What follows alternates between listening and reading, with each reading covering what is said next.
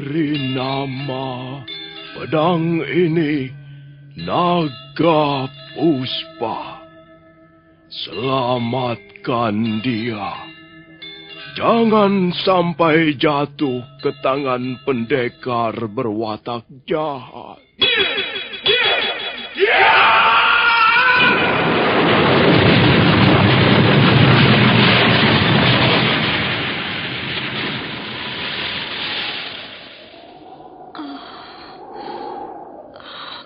Kakang Kamandanu, kau masih juga tidak percaya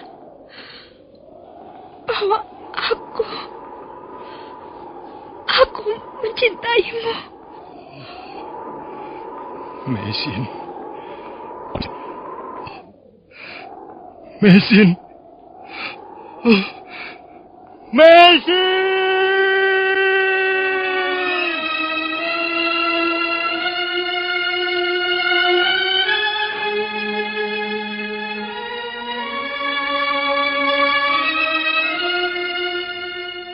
Tutur Tinula.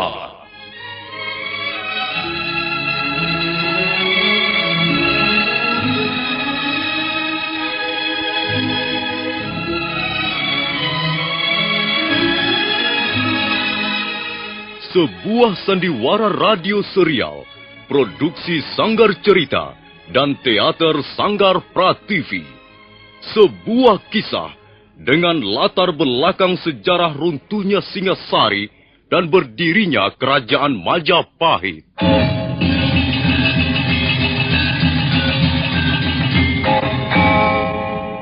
Sandiwara ini didukung oleh pemain-pemain radio yang sudah ternama. Ferry Fadli, Yvonne Rose, dan Eli Ermawati.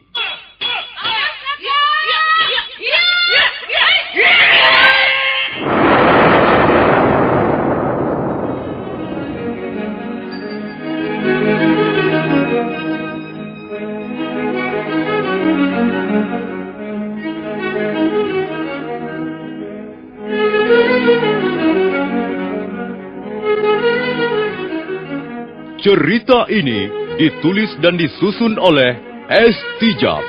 Teknik dan montase dikerjakan oleh Rudi Tinangon dan Joko SP. Sutradara Y. Rudi Wartono.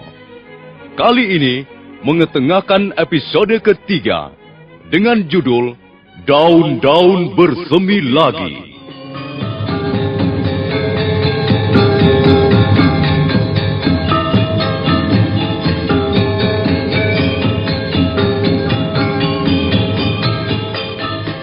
Dalam seri yang ke-83 ini didukung oleh para pemain Ferry Fadli sebagai Arya Kamandanu, Eli Ermawati sebagai Mesin, Eli Panca sebagai Nyi Rongkot, Hari Aki sebagai Empu Hanggareksa, Ape Burhan sebagai Banyak Dekur, dan pembawa cerita Nusri. Selamat mendengarkan.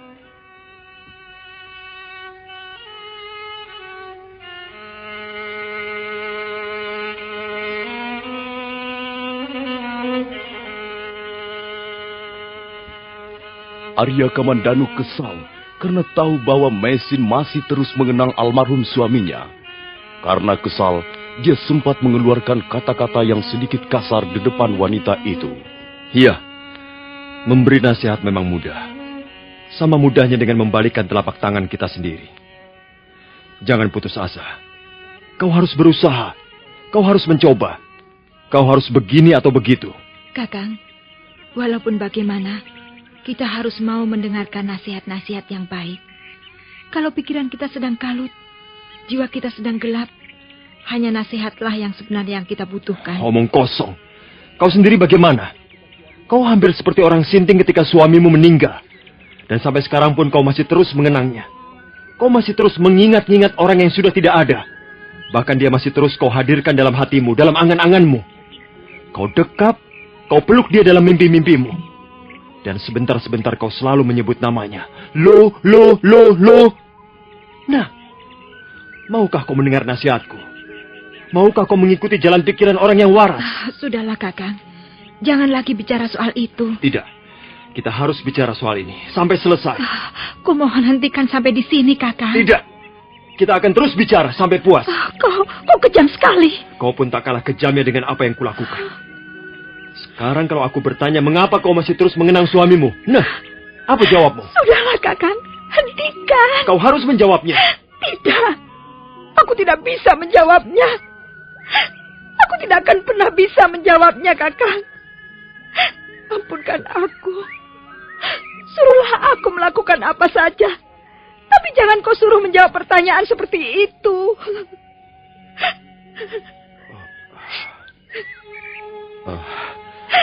Maafkan aku, Mesin. Bukan maksudku membuatmu sedih. Aku yang salah, Kakang. Aku yang salah. Karena aku tak bisa memenuhi harapanmu. Sudahlah. Kita tidak usah saling menyalahkan. Lupakan saja soal ini. Lupakanlah soal ini. Dan maafkan aku. Karena aku telah berkata-kata kasar padamu.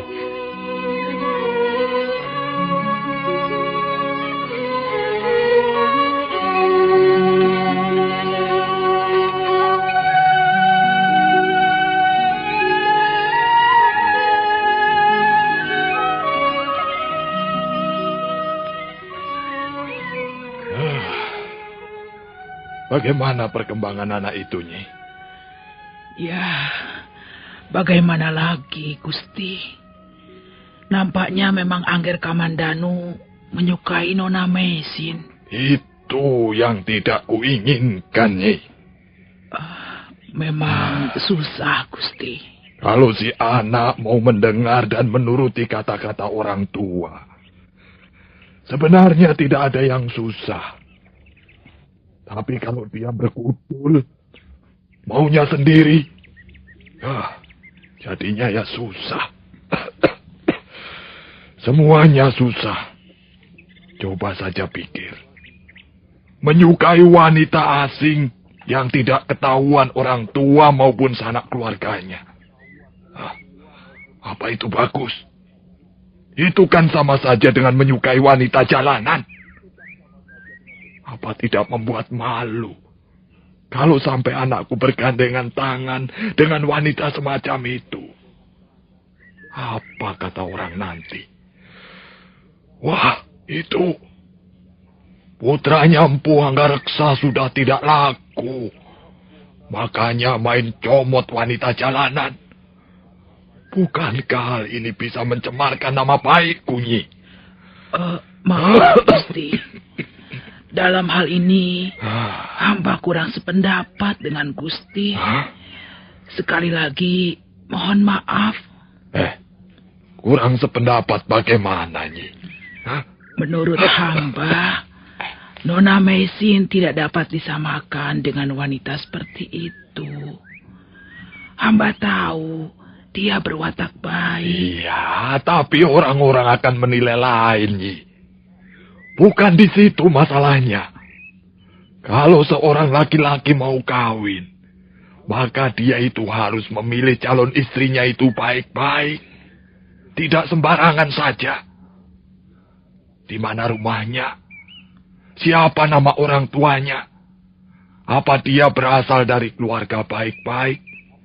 Dan bagaimana kedudukannya dalam keluarga? Kita ini tinggal dalam suatu masyarakat yang beradab, Nyi. Jadi segala sesuatu harus ikut aturan mainnya. Sudahlah. Pokoknya aku tidak cocok kalau Kamandanu memilih wanita asing itu untuk pasangan hidupnya. Kecuali di Kurawan ini sudah tidak ada gadis cantik lagi. Itu terserah dia.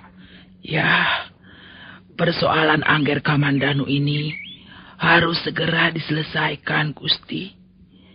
Jangan dibiarkan berlarut-larut. Nanti bisa semakin runyam.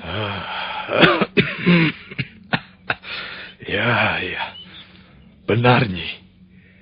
Aku kira Kamandanu itu hanya kurang bisa menghargai dirinya sendiri.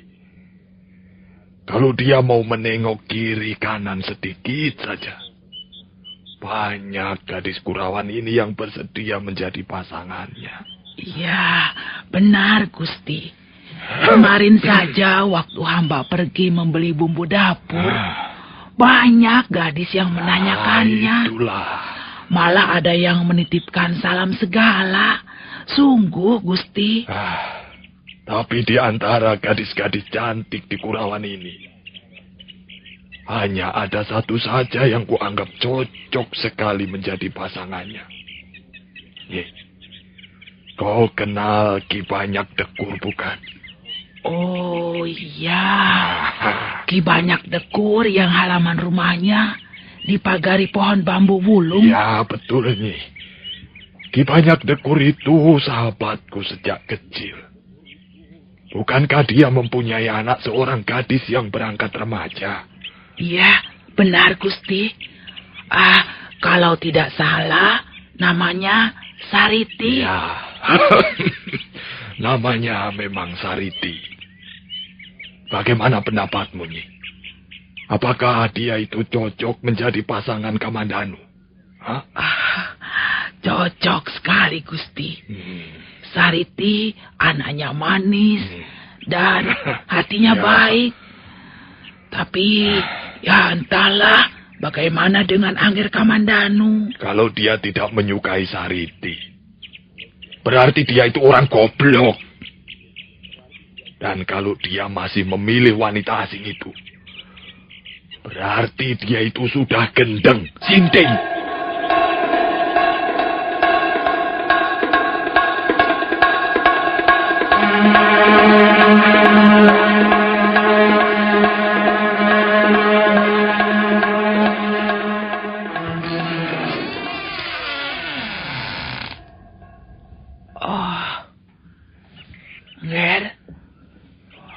Gagal, Bi. Gagal. Bagaimana, Nger? Siasat Bibi tidak mempan. Bibi menyuruh aku pura-pura sakit. Dia memang segera datang ke kamarku dan memijit-mijit kakiku. Tapi akhirnya kami malah menjadi salah paham. Kalau begini, aku bisa benar-benar sakit, Bi. Angger Kamandanu bertengkar dengan Nona Mesin? Kami sedikit bersih tegang. Mungkin Angger kurang bersabar saja. Aku kesal, Bi. Dia sepertinya mau menghindar. Dan dia masih terus-menerus mengenang suaminya yang sudah tidak ada. Aku kesal. Aku merasa tidak dihargai. Aku merasa tidak berguna lagi. Ya, memang susah, Nger. Nampaknya Nona Mesin masih belum bisa melupakan almarhum suaminya. Apakah semua wanita begitu, Bi? Mereka punya kecenderungan untuk berhayal. Mereka lebih bahagia hidup dalam dunia hayalnya daripada dunia nyata. Apakah semua wanita begitu? Ya, tentu saja tidak, Nger. Ada yang begitu. Ada juga yang bersikap lain. Akan halnya Nona Mesin, agaknya tergolong seorang wanita yang tidak mudah melupakan hal-hal yang berkesan di hatinya. Nona Mesin tidak bisa disalahkan, Ger. Bibi juga pernah mengalami hal yang serupa. Bibi pernah disakiti seorang laki-laki. Sakit sekali rasanya. Hingga Bibi menjadi jerah, kapok. Itulah sebabnya Bibi tidak ingin mempunyai suami lagi. Bibi memilih jadi janda sampai tua bangka begini. Sudahlah, Angger. Mengapa Angger tidak berusaha untuk melupakannya? Melupakan bagaimana, Bi? Menurut Bibi, sebaiknya Angger Kamandanu buru-buru mengambil sikap yang tegas. Masih banyak gadis lain yang tak kalah cantiknya. Mengapa Angger tidak belajar berpaling pada yang lain? Jangan hanya itu saja yang dipikirkan. Bibi ini lucu. Bibi sendiri mengalaminya. Bahkan Bibi mengorbankan seluruh hidup Bibi. Bibi rela menjadi janda seumur hidup karena Bibi merasa tidak mampu melupakan laki-laki yang telah membuat Bibi sakit hati. Dan sekarang, Bibi menasihati aku agar jangan lagi memikirkan Mesin. Mana mungkin, Bi? Mana bisa? Bibi menyarankan agar aku berpaling pada gadis lain. Mana bisa? Cinta bukan seperti pasar malam, Bi, di mana kita bisa berpaling ke kiri atau ke kanan untuk menikmati tontonan. Maafkan Bibi, Nger. Mungkin kata-kata Bibi kurang tepat. Ya, memang sukar untuk memecahkan persoalan cinta. Cinta ibarat tanaman. Kadangkala dia tidak mau tumbuh sekalipun disiram dan diberi pupuk kandang. Dibiarkannya tanah itu gersang, dibiarkannya hujan berlalu sepanjang musim. Jika Batara Kamajaya belum membentangkan busur dan melepaskan panah api asmaranya, maka sang Batari Kamaratih akan tetap duduk termangu dan kesepian. Sebaliknya, jika panah asmara sudah dilepaskan dan menancap di tengah-tengah jantung, maka sukar untuk mencabutnya kembali. Oh, perumpamaan Bibi indah sekali. Memang benar. Jika daun-daun sudah bersemi, maka hanya derita panjang yang tertinggal jika mereka dipangkas kembali. Tapi, Nger, jika daun-daun itu dimakan ulat, maka tidak akan tampak indah. Dan pohonnya pun tidak akan menghasilkan buah. Benar, Bi. Apa gunanya pohon yang tidak menghasilkan buah? Lebih baik dipangkas. Lebih baik dimatikan sampai ke akar-akarnya. Nger, apa maksud Angger Kamandanu? Aku harus menyelesaikan masalah pribadiku ini, Bi. Bibi tidak usah membantu aku lagi. Aku akan menyelesaikannya sendiri.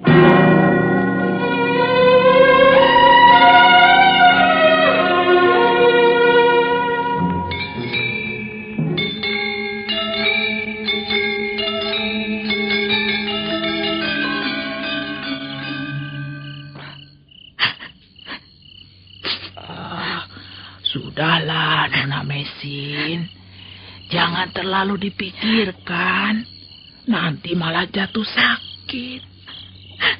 Hatiku sedih, Bi. Pikiranku gelap. Tolonglah aku, Bi Rongkot. Apa yang harus aku lakukan?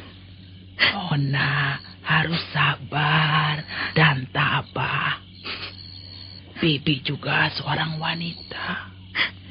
Bibi juga pernah mengalami nasib seperti Nona. Aku heran. Mengapa Kakang Kamandanu masih belum mau mengerti juga? Angger Kamandanu juga sedang lupa. Sebenarnya Angger Kamandanu orangnya baik sekali. Dia hanya sering kurang sabar dan suka menuruti perasaannya. Bi, apa yang harus kukatakan? Kalau sampai Kakang Kamandanu mendesakku, Bi. Nona Mesin. Iya, Bi. Harta yang paling luhur bagi seorang wanita adalah kejujurannya. Nona harus jujur. Nona harus mengatakan apa yang Nona rasakan. Tapi, apakah aku berani, Bi? Apakah aku mengalah? Apakah hal itu tidak akan membuat Kakang Kamandanu kecewa?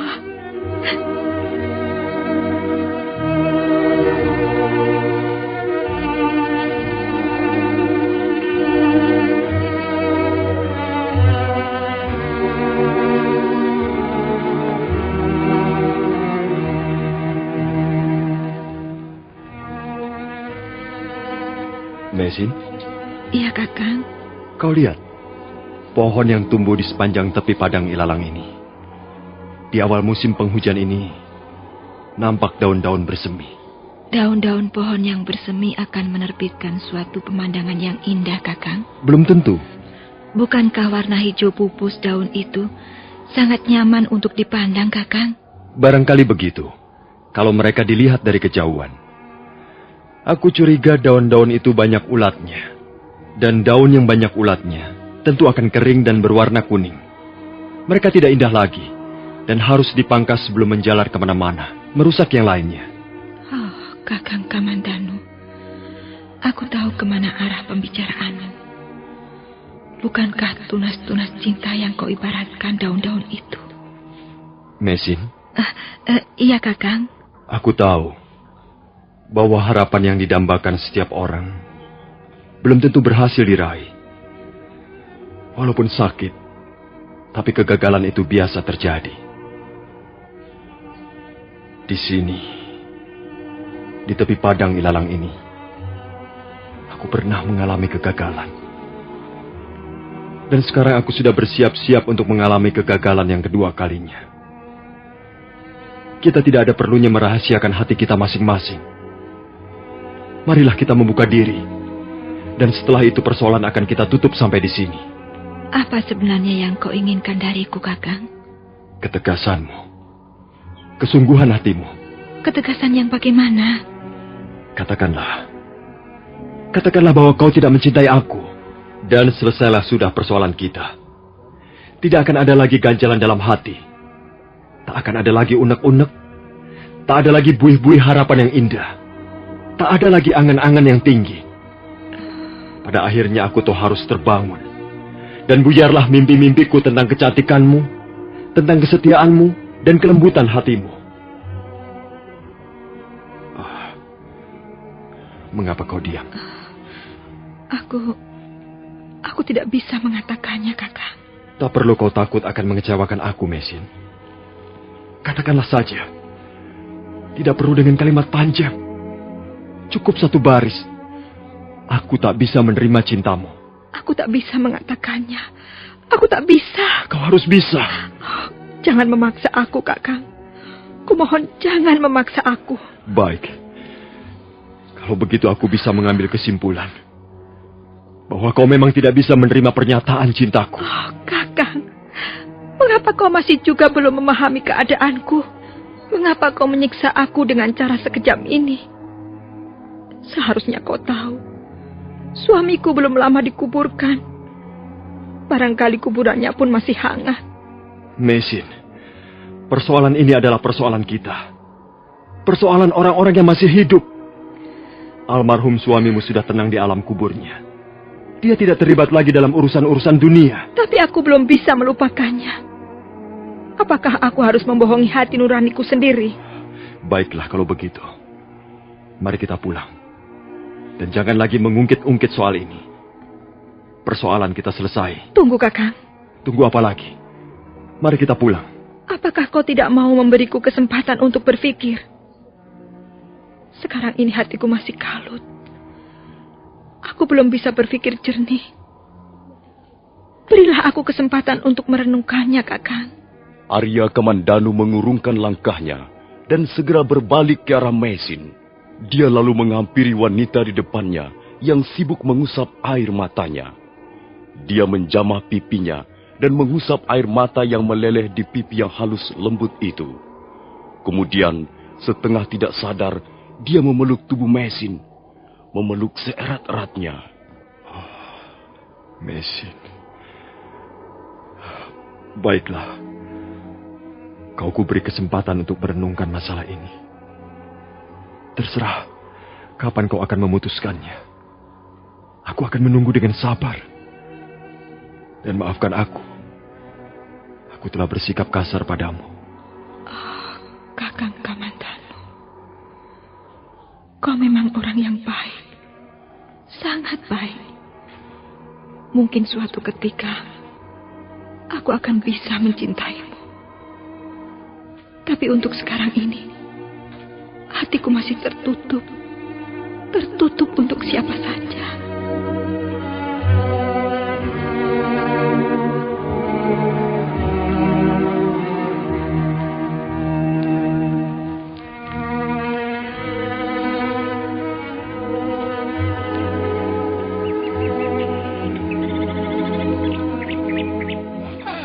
Kakang Anggareksa, Mari Kakang. Silahkan duduk. Saya kira siapa. Rupanya ada sahabat lama.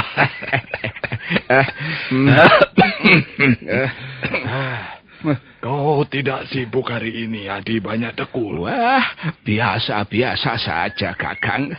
Apalagi kesibukan orang desa kalau bukan mencangkul tegalan. Betul. Yang penting ada hasilnya. Ya, betul, Kakang, betul. Yang penting ada hasilnya. Sekarang zamannya lagi susah. Kalau tidak mau memeras keringat sendiri sampai kering, ya mau makan apa keluarga kita? Betul, Di. Tapi kok tumben-tumbenan Kakang mau mampir kemari? Aku bukan mampir, Adi Banyak Tekul. Aku ini memang sengaja datang kemari. Aku ada keperluan sedikit. Soal apa itu, Kakang? Soal anak kita.